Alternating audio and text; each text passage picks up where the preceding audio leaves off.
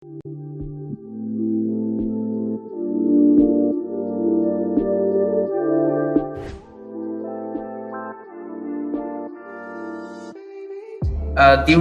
my early stage of the startup, my aim was to secure as much funding as possible, because I would say that many young entrepreneurs they tend to admire and envy those entrepreneurs who secure big fundings and then appear on the newspaper and social media.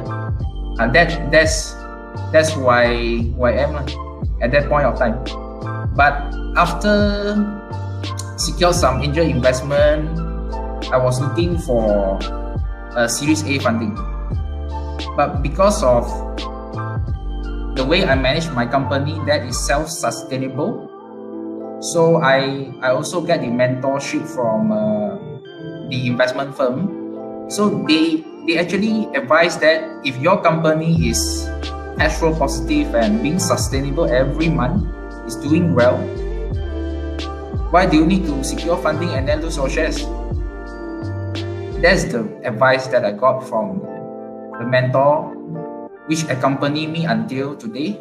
Yeah, he was a serial entrepreneur who worked on a media intelligence company and then exited the business after 15 years of working on the same business. So he actually taught me a lot on to stay focused, and then stay focused, grow the team, and then improve the business process. I actually learned a lot from this mentor. Yeah. He's also part of the directors in MBAN. Yeah, MBAN is Malaysia Business Angel Network. You can Google his name. His name is Alan Lim. Yeah. He's a great mentor for many young entrepreneurs as well. And then after I changed my mindset from keep on chasing after bigger fundings to do my startup, I started to focus in growing my business with the existing fund. So I maintained my number of shares and I continue to grow the team and then grow the sales. So until today, after the angel investment, we didn't secure any funding until today. But I am even happier to say that since last year, our company is able to get a bank loan. Yeah, getting bank loan is a very good sign that the company is doing well, because you have to send your audited financial report to the bank, and then they're gonna assess your financial statement. If your financial statement is healthy, they can provide you bank loan. So with bank loan, you don't need to lose your shares, and after the loan is being paid, and then all the shares is still yours, and the business will grow. Yeah, so that is the confusing part when the starting of my entrepreneurial life. So after that, I also I would like to advise that many young entrepreneurs not to have too many plans at one time.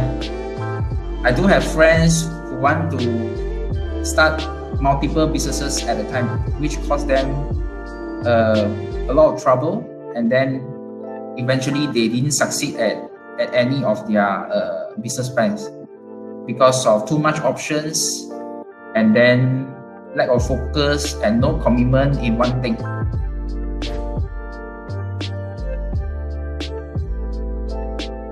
So as a student, it's often we do not know what we like and what we are passionate about. And before I started the business, I was actually doing insurance. Yeah, I was selling insurance through insurance agency. But after 1 month with my team leader, I wasn't able to close any single sales because I was too aggressive and too pushy in selling the policy. And that's the first failure that I have encountered. Yeah. And then second one is I engaged in real estate agency. and I failed to close any single case as well because of my team leaders' wrong decision to set up a booth in a shopping mall which is so far away from the location, and we failed to actually get the customers to be interested in the projects. So with these two experiences, which both also failures, I didn't give up. I keep on looking on the next thing to work on, right? But luckily, with the good timing and the personal experience with my grandmom, I started this home health services. So for those young students who aspire to be entrepreneur and want to start a business now, without capital, without network, without experience, right? So you have to start something with minimum capital. That's my personal advice, because I come from a very I would say humble beginning. I have to secure all the studies fees from scholarships.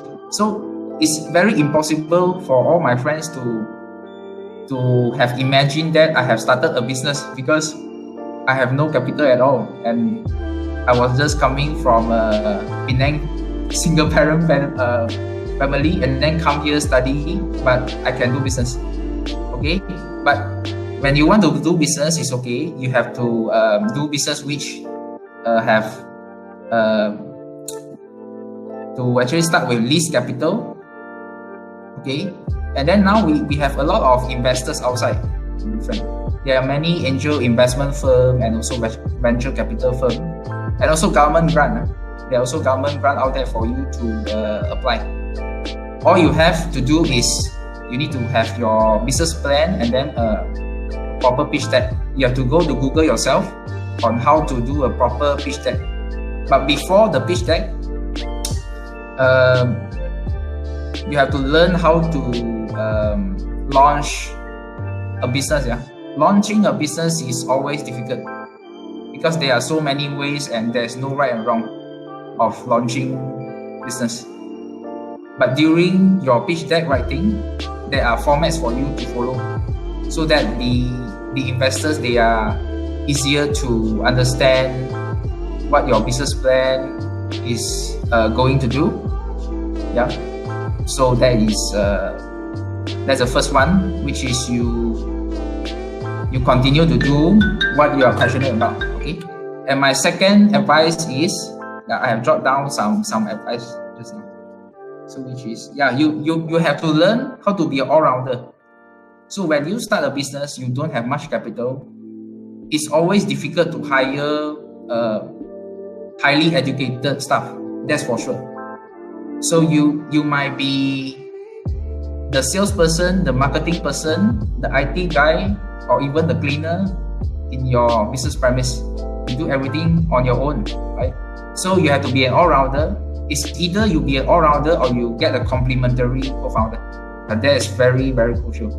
Because I know that I can handle the business on my own. So I actually I started without co-founder. But before I started on my own, I did look for co-founders.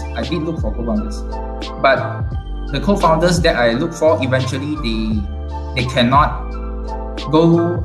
They cannot continue with me because they didn't see the thing is going to work. They didn't see the thing is going to work. So that's the main problem. They decided to continue to do what they are doing now. So they are back to the workforce. But there's no right and wrong. They have their right to make decision. But nonetheless, I didn't give up and I continue to work on the plan on my own. So be an all-rounder is quite important. I learned a lot through online and many digital marketing skills through YouTube. So from there, I saved a lot of money in doing business, because when you do the marketing yourself, you do the sales yourself, and then you manage the account yourself at the beginning, you actually save a lot of money and you do not burn the cash of your investors and run. That's very important, yeah, all around the second. So for the third advice is, okay, you must be persevere and then stay focused. Because as I mentioned earlier, I have a few friends who wanted to start business, but because of they have too many ideas and too many businesses that they are interested in, eventually they fail in everything and now they are back to the workforce. Yeah, I think the key reason is that they are wearing too many hats at one time. Yeah? So they lack of focus and they are not committed to the business plan they have drafted up. They didn't dig deep and didn't dig very hard to the plan until the plan works. They keep on shifting their goalposts, you know. So until today, I mean, my friends they already decided to back to workforce. Yeah? So the conclusion is that for the early startups, you shall not be the jack of all trades but master of nothing. If you want to start with very least capital, that's for sure.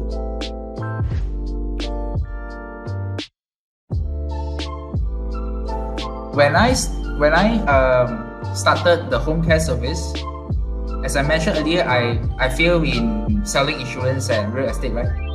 Because these two failures had actually taught me, if I want to do a business, I want to choose a business which is sustainable and it's going to be a long-term growth and with recession-proof.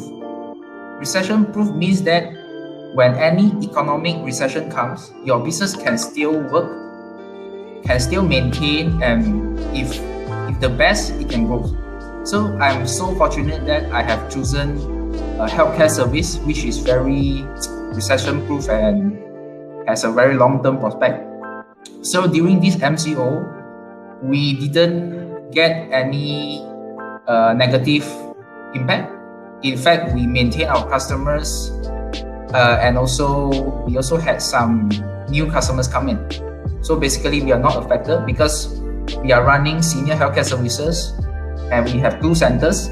All the residents here, they must stay in our home and they want to be at a very low risk, so their family didn't actually come to visit also after we have imposed the lockdown.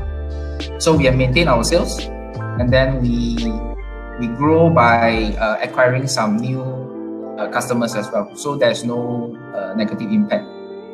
So with this positive situation that we have, by end of this year, we are confident that we can have the 3rd branch because we are not affected during the MCO. Because healthcare service is something which is very sustainable. So if you are looking for a long-term business, you might look for those which have recession-proof and then sustainable, which is not affected by political